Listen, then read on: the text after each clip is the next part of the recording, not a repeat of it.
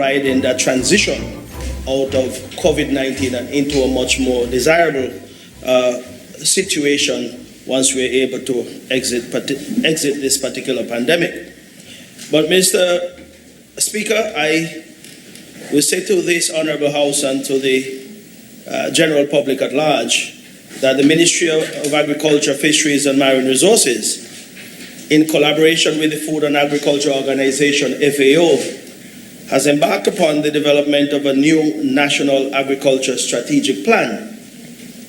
Now, this 10-year plan is meant to be a blueprint to transform the agricultural sector after a process of consultation with all our stakeholders to ensure that the decisions that are made are inclusive and consistent with what is required from a national level.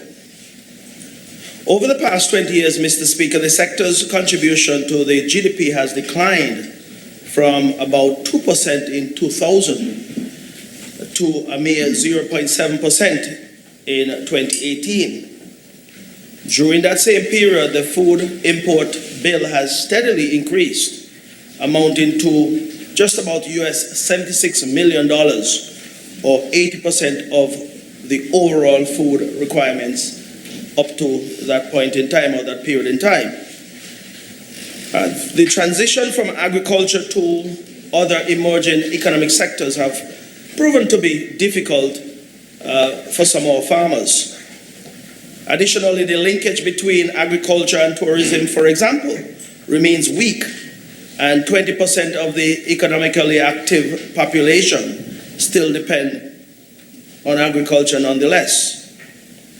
This reality, coupled with the levels of agricultural production and productivity, has had a social impact on our agricultural community that depends on agriculture for its livelihood.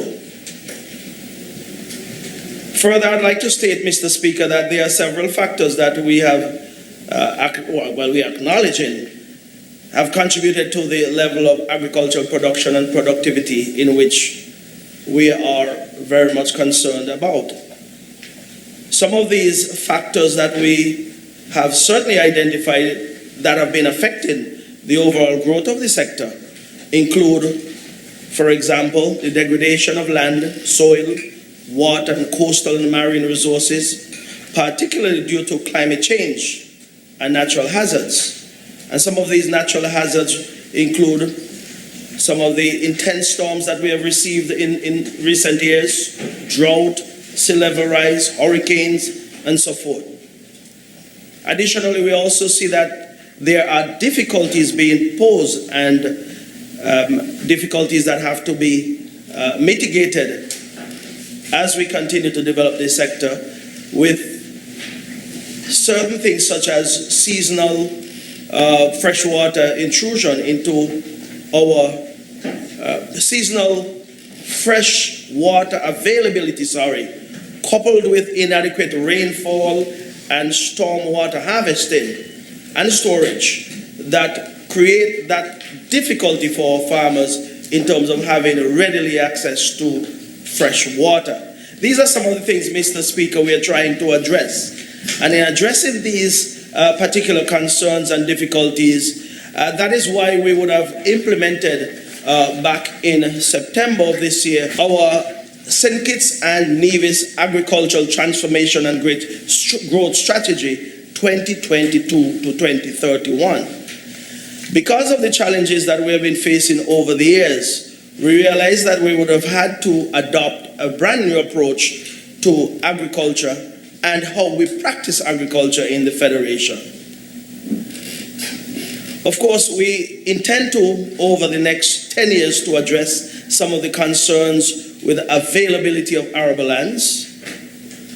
We also intend to implement policies that are coherent and consistent with what we want to achieve in the agricultural sector.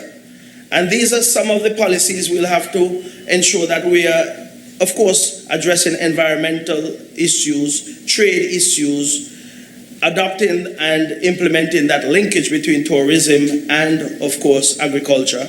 And indeed, what is most important to our farmers is the access to financing to expand and upgrade their agricultural practices.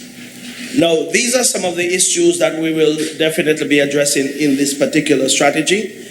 In terms of some of the additional difficulties that we have identified, we realize that there is some weakness in the business structure and organization of some of our farmers and fisher folks. And indeed, through a collective approach, we intend to improve some of these difficulties or improve on some of these weaknesses. Mr. Speaker, of course, we intend to adopt various digital and innovative ways of conducting agriculture moving forward. Indeed, we have been stressing over the last 18 months thereabout the importance of protected agriculture, and that involves the introduction or expansion of what we term as greenhouse technology, shade house technology, being the main catalyst, I believe, can be what we can achieve through greenhouse technology. In that, we realize with all of the difficulties we've been having with climatic changes, the reduction in availability to land space, we believe that more can be achieved in greenhouse technology and shade house technology as against the regular open field farming. So we are placing significant emphasis on that type of technology moving forward because of what we understand can be achieved through the prolific nature of such production. So, Mr. Speaker, I did indicate that on the 30th of September 2021, we would have launched this particular growth strategy that we intend to use as our roadmap and our guide moving forward. We would have done so via virtual means, and it was done in the presence of our farmers, our fisher folks, agro-processors, the business sector, ministry officials and other line ministries such as trade, education, tourism, environment, just to name a few. And of course, we would have had the presence of the regional or sub-regional FAO representative, Dr. Renata Clark, who is spearheading this effort through the efforts of the Food and Agriculture Organization, and we want to thank them for their continued support to the sector here in the Federation of St. Kitts and Nevis. Indeed, we have done quite a number of things since then, at least between the 25th and the 27th of October. We would have had various workshops to gather information and also to gain the consensus of the working groups so that there is buy-in with this particular strategy. And of course, the aim overall is to ensure that we're attaining food security and sustainability here in the Federation of St. Kitts and Nevis. Mr. Speaker, I did speak about some of the challenge that we've been having in agriculture. I just want to touch on one such challenge that we have sought to mitigate in recent weeks.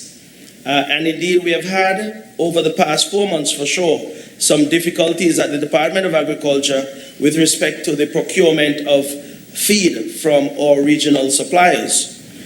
We have experienced issues with the quality of feed in some cases, availability, like I said, from our suppliers. But of course, the main supplier that we would have had, we would have been using over the last 10 years or more, would have been our suppliers out of St. Vincent and the Grenadines. And of course, they would have had some problems with their feed mill there. This would have led to some closures, of course, of the entire operation. And of course, coupled with the fact that there was some supply chain issues that would have created difficulties in them receiving the necessary raw material to produce feed for animals, that is poultry and various livestock.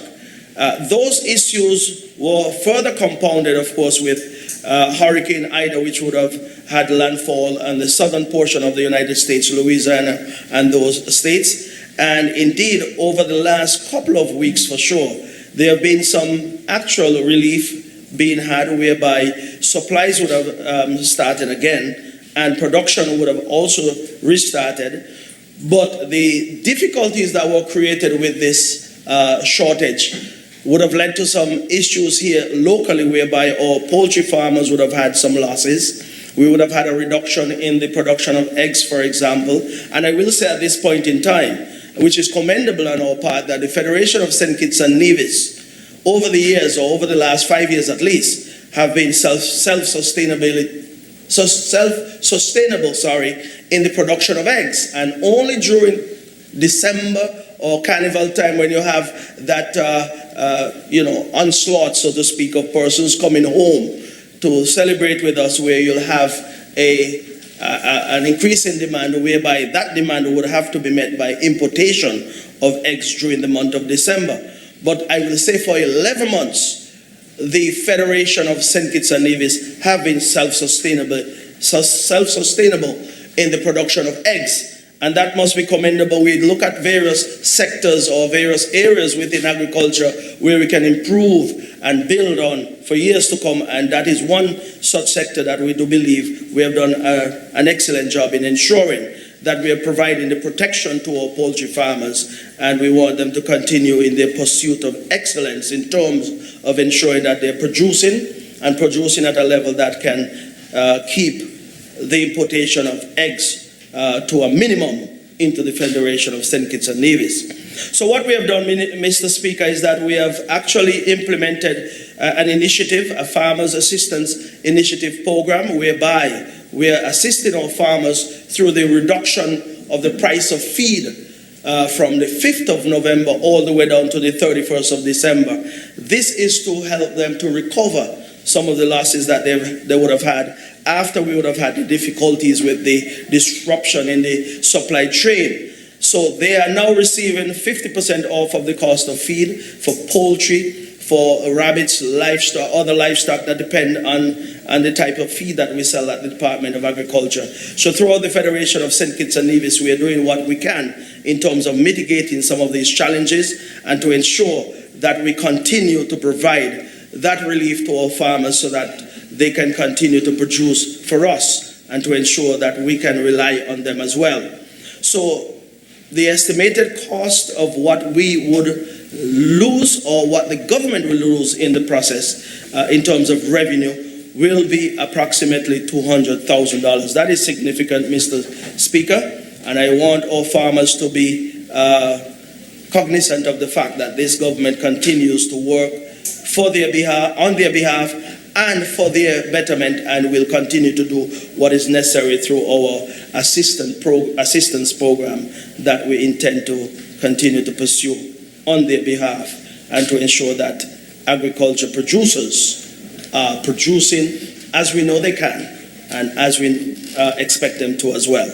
So, Mr. Speaker, I want to, in wrapping up, thank all of the persons within the Ministry and Department of Agriculture, the Permanent Secretary, Mr. Ron Dublin Collins, who continue to do an excellent job in managing the affairs of the Ministry and Department of Agriculture. I want to commend him publicly for his efforts, and to commend him for spearheading such an important task of transitioning agriculture from where it once was to the levels that we are expected to attain over the next 5 years, 10 years, and beyond. Because the platform which we are building now is to be that platform upon which we can build agriculture into a sustainable sector. I also want to commend the director, the chief veterinary officer, all of the supervisors, workers, and everyone who contribute to the overall growth and development of the sector within the Federation of St. Kitts and Nevis. So with those few words, Mr. Speaker, I thank you for your indulgence, and may it please you, sir.